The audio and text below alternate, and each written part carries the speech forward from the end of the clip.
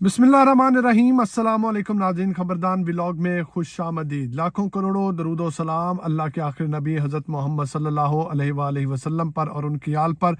मैं एहसान इकबाल हूँ। आज अहम तरीन खबरें लेकर आपकी खिदमत में हाज़िर हुआ हूँ।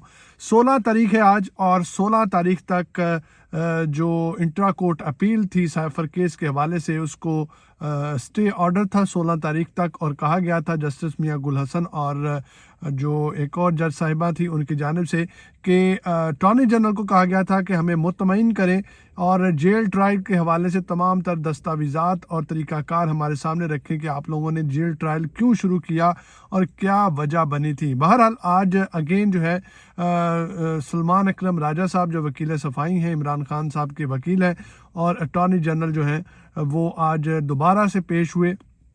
आज जो गुफ्तगू हुई और जज साहिबान ने जो रिमार्क्स दिए वो बहुत ज़रूरी और अहम तरीन है और सुनने वाले हैं। आप लोगों ने इस वीडियो को स्किप नहीं करना, क्योंकि इसमें बड़ी अहम तरीन ख़बरें हैं आज के इस व्लॉग में। और उसके अलावा परवेज़ इलाही साहब ने एक बहुत बड़ा इंकशाफ किया है, और वो जो इंकशाफ है वो भी आइंदा आने वाले दिनों पर बड़ा हैवी हो सकता है, क्योंकि इमरान खान साहब की जो मुलाकातें हो रही हैं जेल के अंदर, उन्होंने इंकशाफ किया और कहा है कि क्या कहा है वो मैं आपको आगे बताता हूँ। बहरहाल सबसे पहले हम बात करते हैं जी साइफर केस के हवाले से। तो साइफर केस में आज सलमान अकरम राजा साहब जो वकील सफ़ाई हैं और अटॉर्नी जनरल साहब वो पेश हुए, और कहा गया कि जस्टिस आमिर फ़ारूक साहब का फ़ैसला पढ़ के सुनाया चाहूँगा कि जेल ट्रायल भी ओपन होना चाहिए। ये जो है वो जस्टिस साहब को कहा गया अटॉर्नी जनरल की जानिब से। जो जस्टिस साहब ने कहा कि हमें भी वैसे ही मुतमईन करें जैसे आपने सिंगल बेंच को किया था, हमें भी उसी तरह से मुतमईन करें। तो उस पर अटॉर्नी जनरल ने कहा कि मैं आपको जस्टिस आमिर फ़ारूक साहब का फ़ैसला पढ़ के सुना देता हूँ। उन्होंने अपने फ़ैसले में लिखा है कि जो जेल ट्रायल है वो भी इसी तरह होना चाहिए जिस तरह ओपन ट्रायल है। तो जस्टिस गुल हसन साहब ने कहा कि अटॉर्नी जनरल साहब, आप हमारा फ़ैसला पढ़कर आए हैं कि नहीं? जो आप बता रहे हैं वो हमारे पास मौजूद है।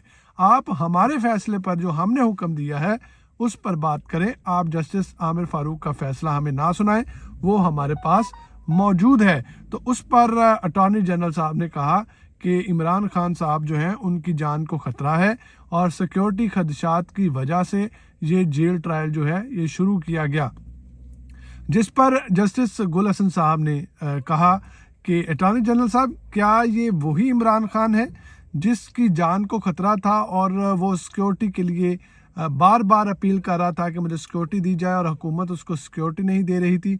और आज वही इमरान खान है जिसको आप खुद से सिक्योरिटी दे रहे हैं और उसकी जान की हिफाजत कर रहे हैं, जिस पर अटॉर्नी जनरल जो है उनको मुतमईन ना कर सके और जो जवाब है वो जो है वो सामने ना रख सके। उसके बाद जज साहिबान ने मज़ीद जो है वो उस पर रिमार्क्स दिए और बहुत सी बातें की, और पूछा कि आपने जेल ट्रायल जो है किस बुनियाद पर शुरू किया, क्या मामलात थे, क्या क्या वजूहात थी, या क्या तरीक़ाकार अपनाया गया, वो हमारे सामने रखें। आप हमें मुतमईन नहीं कर पा रहे।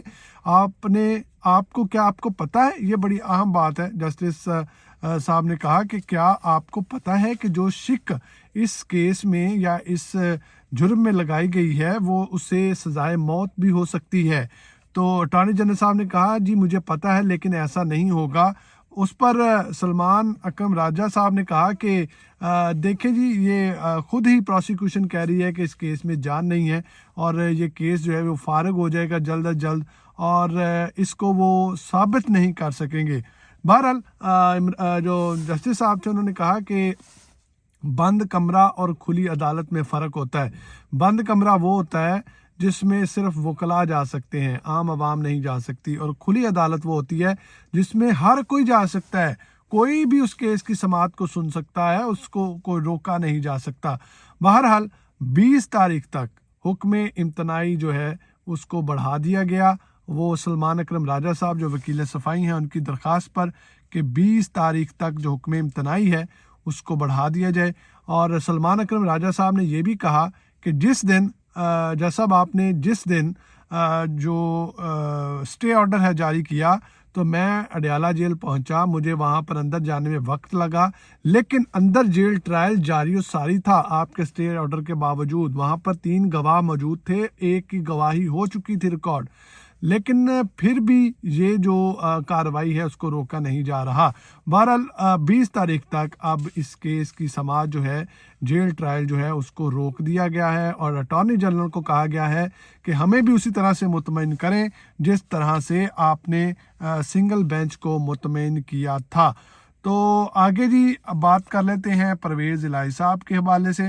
پرویز الہی صاحب کا کیس جو ہے اس پر لاہور ہائی کورٹ میں جسٹس سلطان تنویر جو ہے انہوں نے تمام تر اپیلیں جو ہیں ان کو یکجا کر دیا ہے, اور سخت وارننگ جو ہے وہ جاری کی ہے آئی جی اسلام آباد کو, اٹارنی جنرل اسلام آباد کو, اور یہاں تک کہ آئی جی اسلام آباد کے وارنٹ گرفتاری بھی جو ہے وہ جاری ہوئے تھے, لیکن اس کے باوجود جو ہے وہ آئی جی اسلام آباد وہاں پر نہیں پہنچے.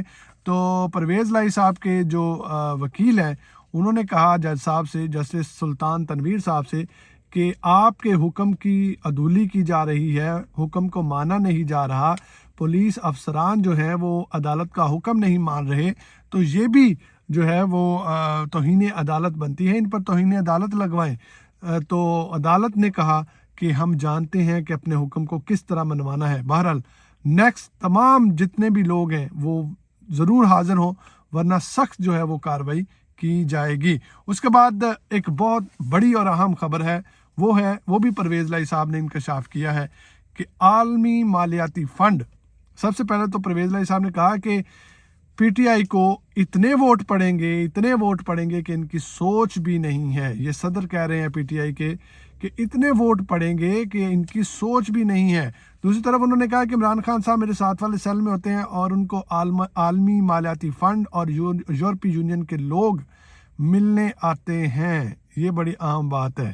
یہ جو عالمی مالیاتی فنڈ کا ادارہ ہے, اس سے آنے والے دلوں میں عمران خان صاحب جو ہے وہ بڑی اہم شخصیت جو ہے وہ ثابت ہوں گے, اور جتنے بھی کیسز ہیں ان کو پس پشت ڈال کر اس منصوبے کی طرف زیادہ غور اور فکر کیا جائے گا. تو دیکھیے گا کہ اب ہوتا ہے کیا, اور عمران خان صاحب جو ہے وہ بازی کس طرح پلٹتے ہیں.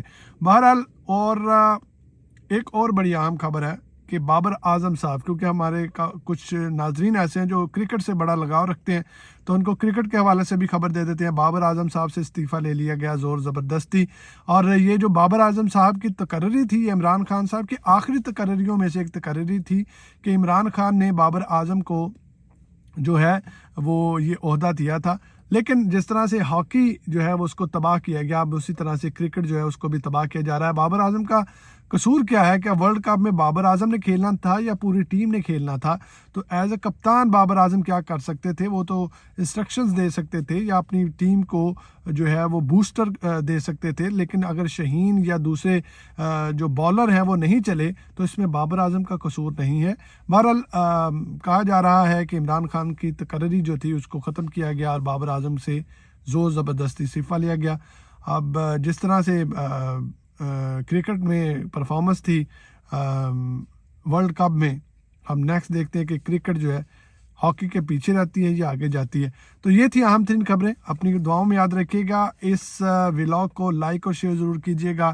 میرے خیال سے میں تمام تر خبریں آپ لوگوں کے ساتھ شیئر کر چکا ہوں, اور نیکسٹ اگلے ولاگ میں پھر حاضر ہوں گے اور بتائیں گے کہ کیا صورتحال چل رہی ہے. خدا حافظ.